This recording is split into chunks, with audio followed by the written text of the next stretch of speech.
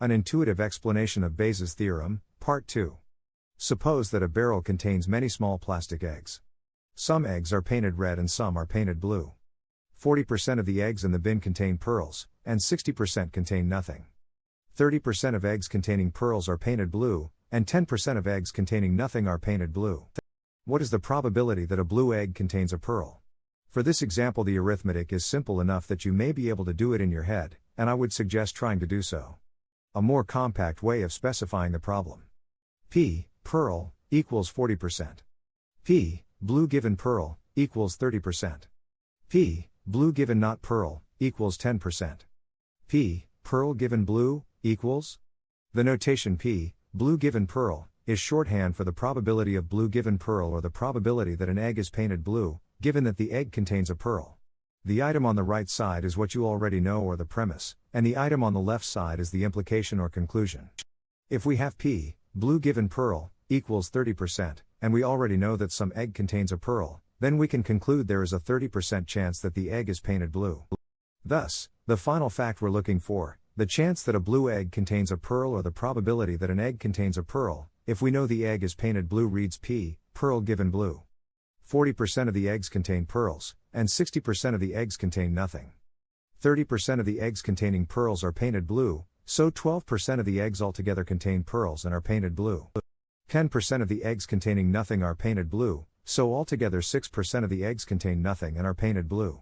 A total of 18% of the eggs are painted blue, and a total of 12% of the eggs are painted blue and contain pearls, so the chance a blue egg contains a pearl is 12 over 18, or 2 over 3, or around 67%. As before, we can see the necessity of all three pieces of information by considering extreme cases. In a large barrel in which only one egg out of 1,000 contains a pearl, knowing that an egg is painted blue slides the probability from 0.1% to 0.3%, instead of sliding the probability from 40% to 67%. Similarly, if 999 out of 1,000 eggs contain pearls, knowing that an egg is blue slides the probability from 99.9% to 99.966%, the probability that the egg does not contain a pearl goes from 1 over 1,000 to around 1 over 3,000. On the pearl egg problem, most respondents unfamiliar with Bayesian reasoning would probably respond that the probability a blue egg contains a pearl is 30%, or perhaps 20%, the 30% chance of a true positive minus the 10% chance of a false positive. Even if this mental operation seems like a good idea at the time, it makes no sense in terms of the question asked.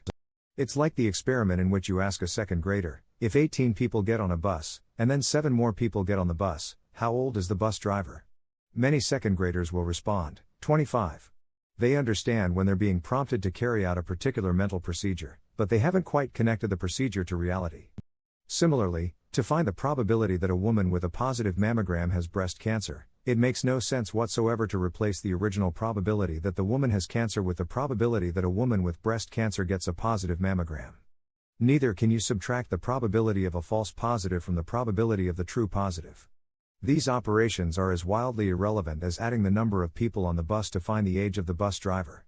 A study by Gigerenza and Hoffridge in 1995 showed that some ways of phrasing story problems are much more evocative of correct Bayesian reasoning. The least evocative phrasing used probabilities. A slightly more evocative phrasing used frequencies instead of probabilities. The problem remained the same, but instead of saying that 1% of women had breast cancer, one would say that 1 out of 100 women had breast cancer, that 80 out of 100 women with breast cancer would get a positive mammogram, and so on. Why did a higher proportion of subjects display Bayesian reasoning on this problem? Probably because saying 1 out of 100 women encourages you to concretely visualize X women with cancer, leading you to visualize X women with cancer and a positive mammogram, etc.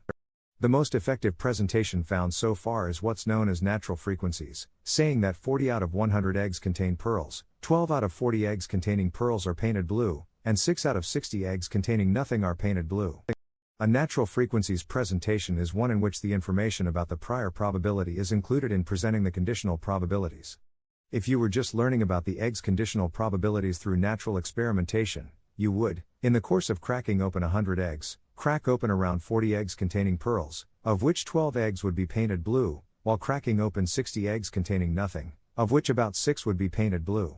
In the course of learning the conditional probabilities, you'd see examples of blue eggs containing pearls about twice as often as you saw examples of blue eggs containing nothing. Unfortunately, while natural frequencies are a step in the right direction, it probably won't be enough. When problems are presented in natural frequencies, the proportion of people using Bayesian reasoning rises to around half. A big improvement, but not big enough when you're talking about real doctors and real patients. Q. How can I find the priors for a problem? A. Many commonly used priors are listed in the Handbook of Chemistry and Physics. Q. Where do priors originally come from? A. Never ask that question. Q. Aha. Then where do scientists get their priors? A. Priors for scientific problems are established by annual vote of the ES. In recent years the vote has become fractious and controversial, with widespread acrimony, factional polarization, and several outright assassinations.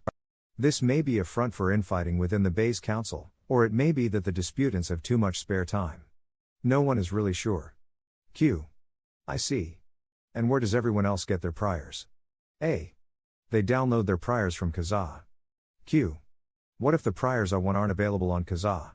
A. There's a small, cluttered antique shop in a back alley of San Francisco's Chinatown.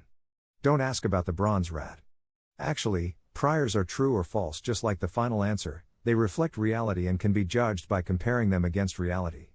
For example, if you think that 920 out of 10,000 women in a sample have breast cancer, and the actual number is 100 out of 10,000, then your priors are wrong.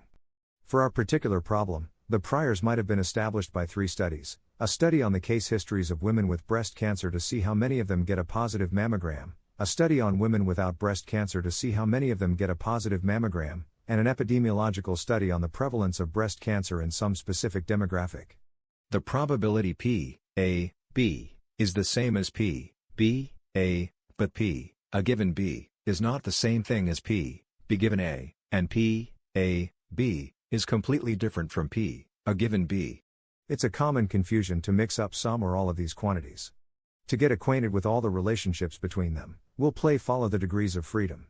For example, the 2 quantities P, cancer, and P, not cancer, have 1 degree of freedom between them, because of the general law P, A, plus P, not A, equals 1. If you know that P, not cancer, equals 0.99, you can obtain P, cancer, equals 1 minus P, not cancer, equals 0.01. The quantities P, positive given cancer, and P, not positive given cancer, also have only 1 degree of freedom between them. Either a woman with breast cancer gets a positive mammogram or she doesn't. On the other hand, P, positive given cancer, and P, positive given not cancer, have 2 degrees of freedom.